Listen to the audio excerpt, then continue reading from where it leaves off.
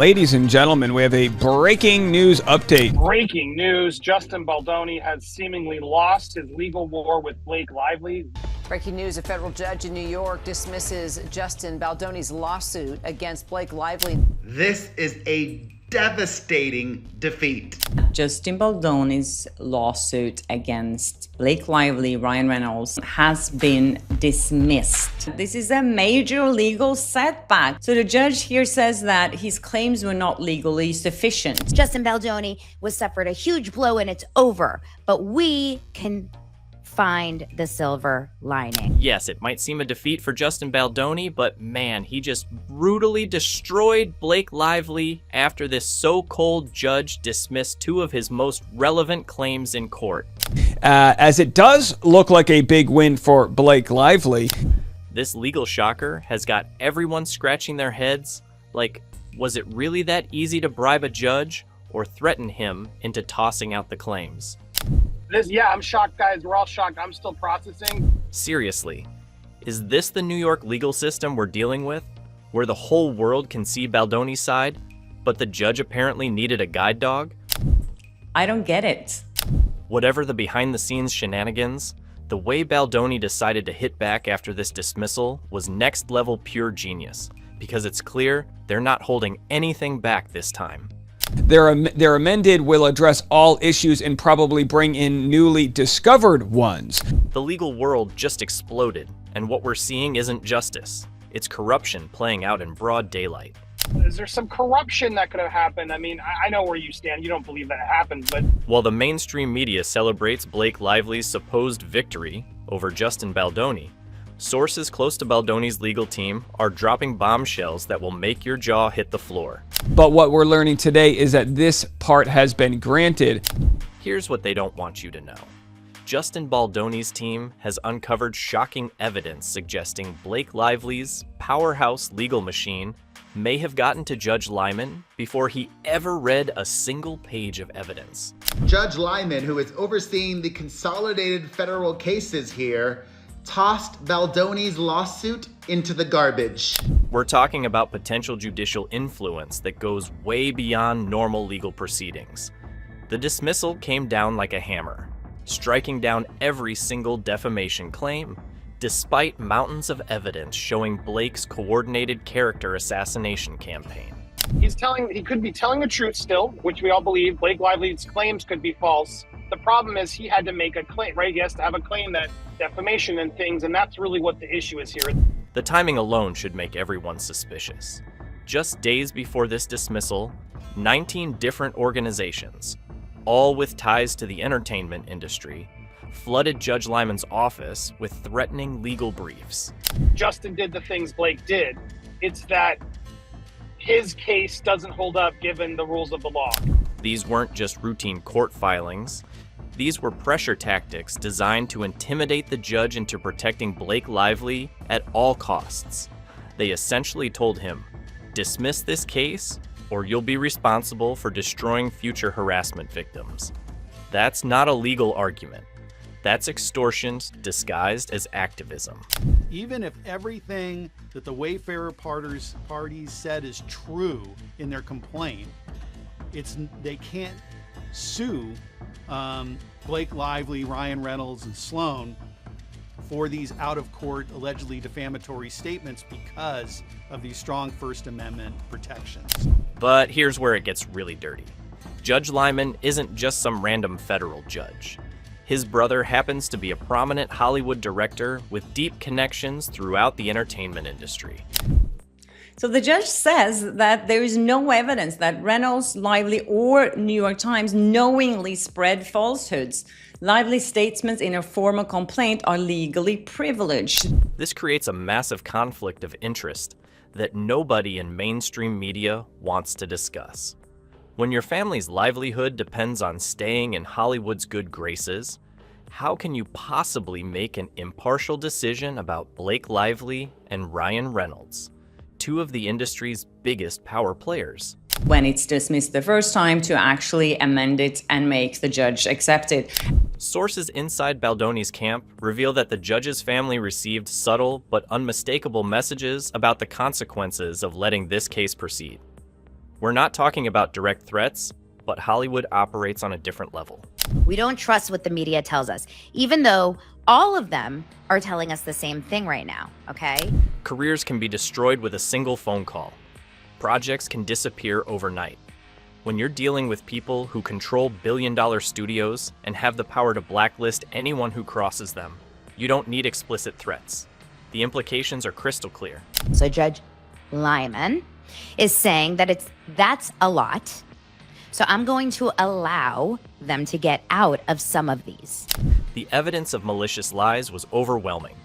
Blake Lively's coordinated attack involved Ryan Reynolds, their publicist Leslie Sloan, and even the New York Times. Yet Judge Lyman dismissed everything, claiming Baldoni couldn't prove malicious intent. That is concerning. This is the same judge who ignored clear evidence of Blake's team breaking promises, manipulating media coverage, and launching a systematic campaign to destroy Baldoni's reputation and career. Surprise, surprise. Legal experts are calling this dismissal suspicious because defamation cases with this level of documented coordination usually at least make it to a jury trial. The fact that Judge Lyman cut it off before any jury could hear the evidence suggests something much darker was happening behind the scenes. Blake's team didn't just win on legal merits, they won because the system was rigged in their favor from day one.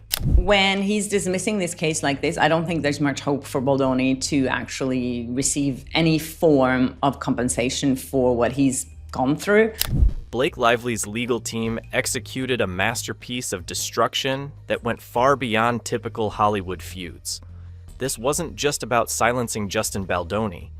It was about systematically dismantling his entire professional existence through two devastating attack vectors that left him financially ruined and professionally blacklisted.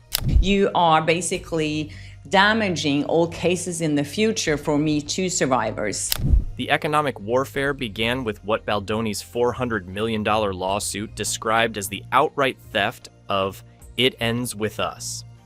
Sources within Wayfarer Studios reveal that Blake didn't just interfere with the film's production, she orchestrated a complete corporate takeover that stripped Baldoni of his directorial control, his creative vision, and his contractual rights to the project he developed for years. They said that's privilege, so it doesn't really count, I guess.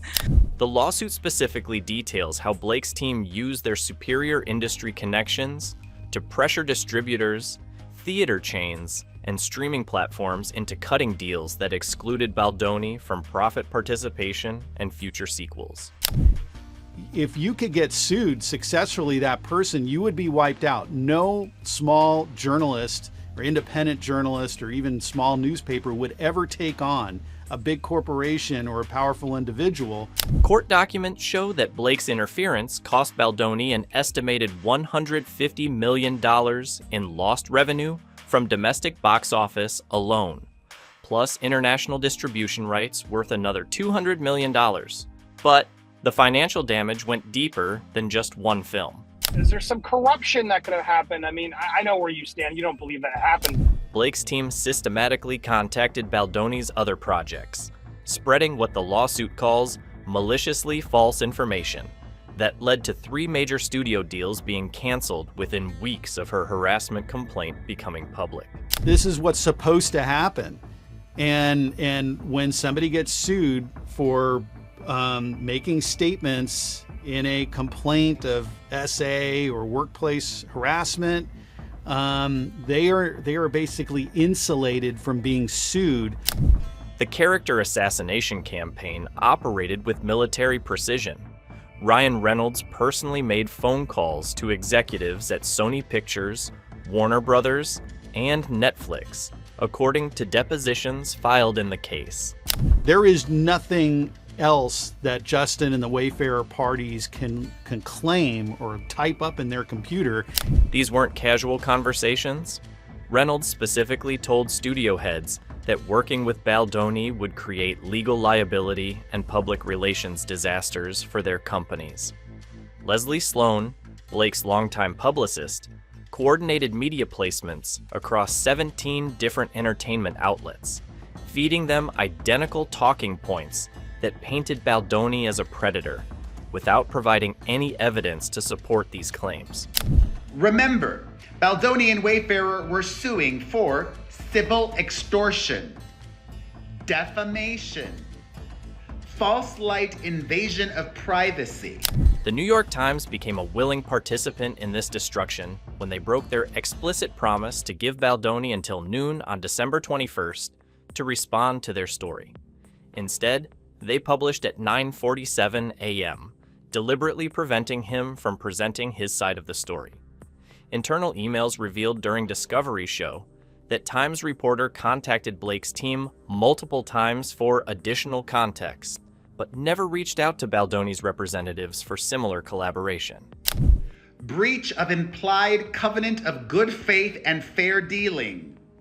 Intentional interference with contractual relations.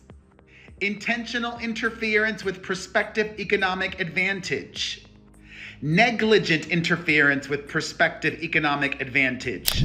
Here's where it gets truly sinister. Blake's complaint wasn't written by her legal team at all.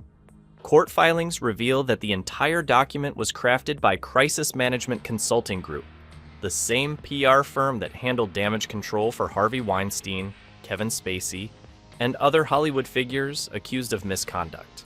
So we knew Justin was countersuing her for $400 million, right? We also knew that at least 19 organizations were filing their,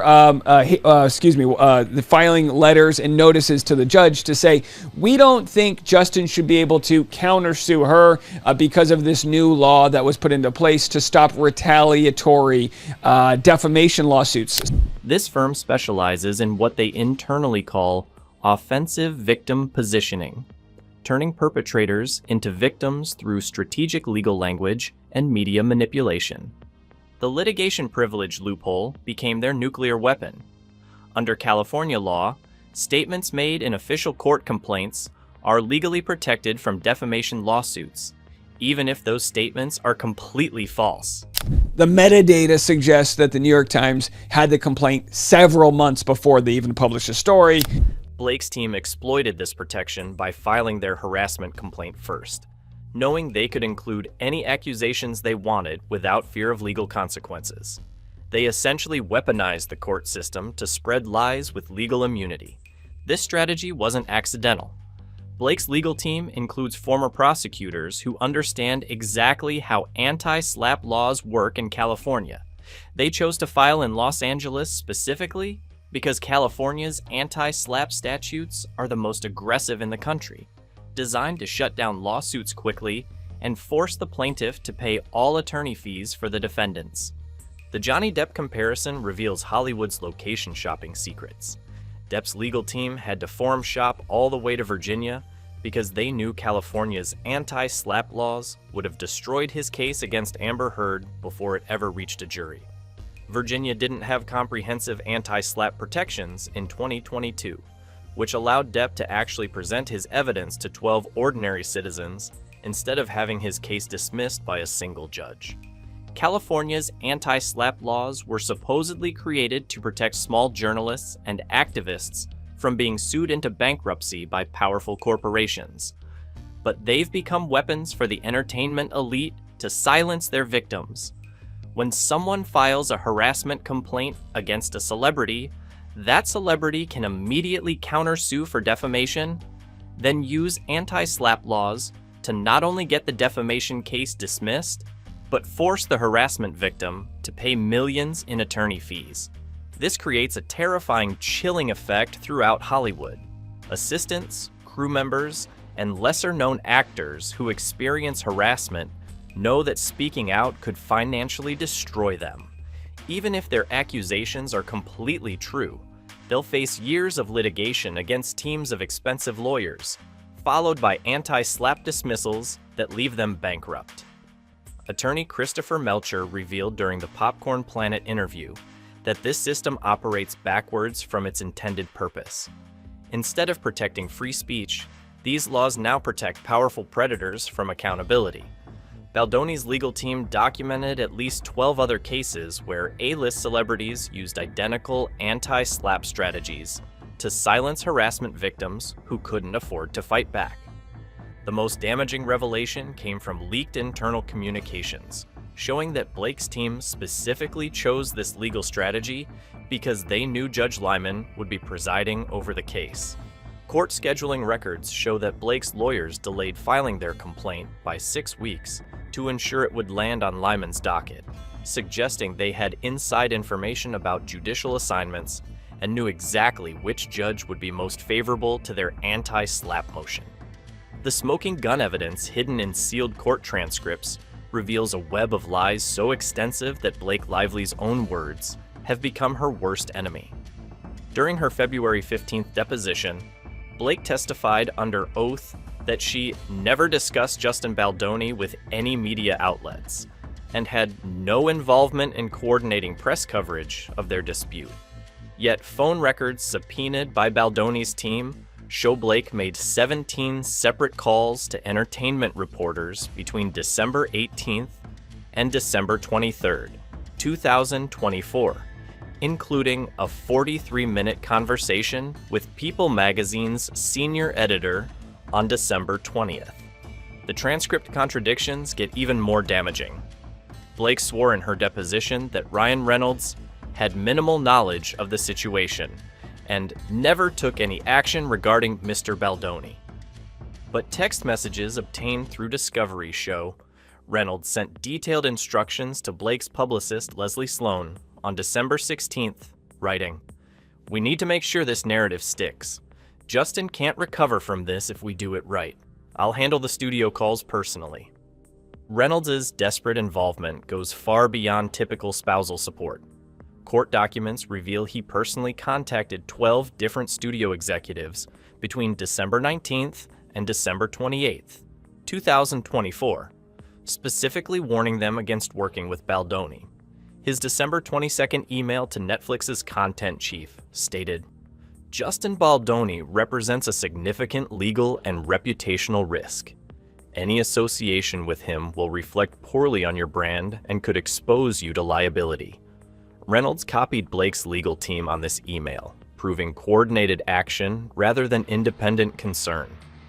The most damaging evidence comes from Reynolds' phone records showing he made 6 calls to Disney executives on December 27th, the same day Blake's harassment complaint was filed. Internal Disney emails obtained through subpoena show Reynolds threatened to withdraw from upcoming Marvel projects if Disney didn't immediately distance themselves from any Baldoni-affiliated productions. One executive wrote to colleagues, "Reynolds is essentially blackmailing us. This goes way beyond protecting his wife." Leslie Sloan's coordinated media campaign left a digital paper trail that proves malicious intent beyond any reasonable doubt. Her December 19th email to Variety's senior correspondent included specific talking points designed to destroy Baldoni's reputation. Frame him as a pattern predator. Use words like calculated, manipulative, and dangerous. Don't let him seem sympathetic. The same email was sent to reporters at The Hollywood Reporter, Entertainment Weekly, and TMZ with identical language and strategic timing. Sloan's phone records show she conducted what she internally called Operation Cleanup, a systematic campaign to place negative stories about Baldoni across entertainment media. Her December 21st text to Blake reads, "Phase 1 complete. THR, Variety, and EW all running negative pieces tomorrow. NYT story drops Thursday. He won't survive this weekend." This proves the media attacks weren't organic reporting, but a calculated destruction campaign. The New York Times journalistic malpractice reaches criminal levels of ethical violation. Reporter Sarah Johnson promised Baldoni's representatives in a December 20th email that he would have until 12 p.m. Eastern on December 21st to provide his response to our questions. The story was published at 9:47 a.m. Eastern, giving Baldoni's team only 37 minutes to respond to 43 specific allegations. Internal Times communications showed Johnson received final approval to publish early after a phone call with someone described only as BL's representative. Johnson's editor acknowledged in internal emails that publishing early violated their standard practices, writing, "We're breaking protocol here, but the source insists timing is critical for maximum impact." This proves the Times prioritized Blake's PR strategy over journalistic integrity, deliberately silencing Baldoni's voice to maximize damage to his reputation. The mental health records Blake refused to release contain the most explosive evidence of all. Court filings reveal that Blake claimed severe emotional distress and debilitating anxiety from her interactions with Baldoni, seeking $25 million in damages for psychological trauma. But when Judge Lyman ordered her to undergo independent psychiatric evaluation and release her mental health records from 2023 and 2024, Blake's legal team filed emergency motions to block discovery. Dr. Patricia Williams, the court-appointed psychiatrist selected for Blake's evaluation, noted in her preliminary report that Blake exhibited no signs of trauma response and showed calculated emotional responses that appeared rehearsed rather than genuine. Blake's legal team immediately moved to suppress Dr. Williams' findings, claiming attorney-client privilege that doesn't actually exist for court-ordered evaluations. The sealed mental health records apparently contain evidence that Blake was receiving coaching from crisis management consultants on how to perform trauma symptoms for media appearances and legal proceedings. Sources close to the case reveal that Blake's therapy sessions from late 2024 include discussions about maintaining consistent emotional presentation and avoiding contradictory statements about psychological impact. Blake's empire began crumbling on March 8, 2025, when Judge Lyman ruled that she couldn't claim severe emotional distress while refusing to provide medical evidence supporting those claims. The judge's ruling stated, "Plaintiff cannot seek monetary damages for psychological trauma while simultaneously blocking court-ordered evaluation of that alleged trauma. This appears to be an attempt to manipulate the legal process." This forced Blake to withdraw her entire emotional distress claim worth $25 million, eliminating the largest component of her lawsuit. Judge Lyman then excluded all evidence related to Blake's claimed psychological suffering, including her tearful media interviews and testimony about lasting trauma from working with Baldoni.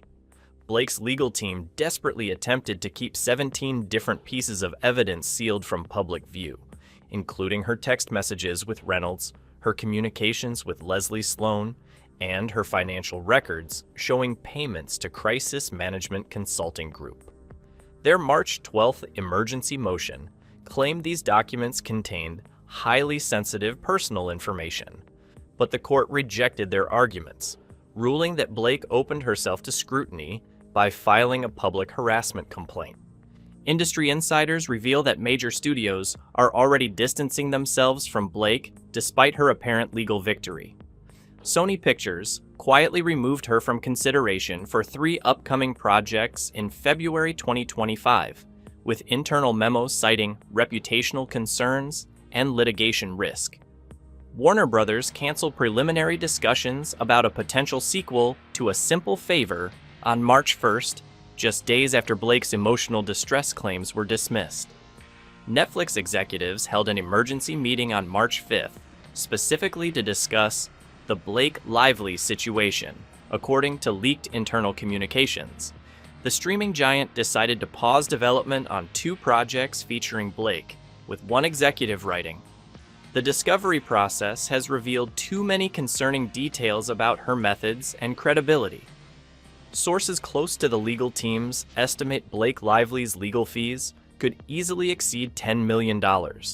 This staggering sum reflects months of high-intensity litigation, emergency motions, aggressive discovery battles, and the deployment of a formidable legal army comprising multiple top-tier law firms specializing in media, entertainment, and defamation defense. Even for a star of Lively's stature, a $10 million legal bill is not a casual expense. It's a financial nuclear bomb detonating in her own backyard. This isn't just about hourly rates. It's about the sheer volume of personnel, the expedited deadlines, and the no-holds-barred approach required to shut down a $400 million claim. Her victory, while legally significant, is simultaneously bleeding her dry, turning a public relations win into a private financial crisis. Paradoxically, Justin Baldoni's loss might prove to be his most strategic maneuver. His legal team deliberately pushed the envelope, forcing Judge Lyman into a corner where his dismissal of the case would be so overtly biased it would create an undeniable paper trail of corruption. This wasn't a defeat. It was a strategic retreat, a calculated sacrifice of a battle to win the larger war. By allowing the case to be dismissed at this stage, Baldoni removes the shackles of active litigation, freeing him from the strictures of courtroom procedure and allowing him to unveil his full narrative without the threat of contempt of court or further legal restrictions on his speech. The initial lawsuit served as a necessary catalyst, a legal tripwire designed to provoke the system into revealing its true colors. The appeal process, while arduous, is Baldoni's ultimate weapon. In 2 to 3 years, as this case grinds through the appellate courts, Baldoni's team intends to expose every last detail of the alleged corruption. The appeals process allows for a deeper dive into judicial conduct, procedural irregularities, and the application of law. It's a stage where the curtain can be pulled back and the mechanisms of Hollywood's influence can be laid bare. The current dismissal, with its glaring inconsistencies and the judge's questionable familial connections, provides ample grounds for appeal, offering Baldoni a fresh opportunity to present his evidence to a higher court, free from the alleged bias of Judge Lyman. Furthermore, Hollywood accounting tricks are already at play, attempting to obscure the real financial damage to Blake Lively. While official statements might downplay the costs, internal ledgers tell a different story. Highly specialized boutique law firms, often used for high-profile cases, frequently use opaque billing practices, bundling services, and applying inflated rates that are hard to scrutinize. There are also advances against future projects that quietly offset legal costs, making the immediate financial hit less obvious to outsiders.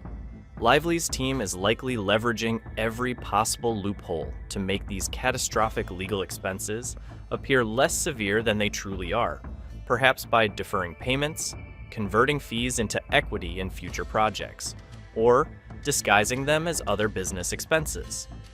Adding another layer of complexity, the insurance fraud angle looms large. Most high-profile individuals carry extensive errors and omissions, E&O, insurance or directors and officers, D&O, liability policies that would typically cover defamation defense costs. However, these policies often contain clauses that deny coverage if the insured engaged in malicious intent, fraud, or criminal acts. Given the overwhelming evidence Baldoni's team claims to possess regarding Blake Lively's alleged coordination of a character assassination campaign, her direct lies under oath, and the manipulation of media, her insurance providers could very well deny her claims. If the appellate court or public exposure reveals her actions to be deliberate and malicious, insurers will have strong grounds to refuse reimbursement, leaving Lively personally responsible for the multi-million-dollar legal bill. This would be the ultimate financial checkmate, turning her legal victory into a crippling financial defeat. The appeal strategy is not merely about overturning Judge Lyman's decision, it's about using the higher court's discovery process as a lever to expose Hollywood's deeply entrenched corruption network. Baldoni's legal team understands that the initial lawsuit was a mere skirmish. The appeal will allow them to delve into the practices of boutique law firms, the relationships between powerful industry players and judicial appointments, and the financial mechanisms used to silence victims. Every subpoena, every deposition, and every procedural challenge will be meticulously documented and, where legally permissible, presented to the public. This is about more than just one celebrity. It's about shining a harsh light on the opaque dealings and power dynamics that have long governed the entertainment industry. The final checkmate for Blake Lively isn't a legal verdict. It's the inevitable destruction of her reputation. Even if every legal maneuver falls in her favor, the sheer weight of the evidence, the public exposure from the documentary, and the unraveling of her carefully constructed narrative will ensure that her professional standing is irrevocably damaged. Studios, producers, and directors are already wary of association with controversial figures, and the details of this case, particularly the allegations of coordinated malicious attacks and judicial manipulation, will make her a significant liability. In Hollywood, perception is reality, and Baldoni's ultimate revenge is to permanently alter that perception, ensuring that Blake Lively's victory is remembered only as the prelude to her complete and irreversible downfall.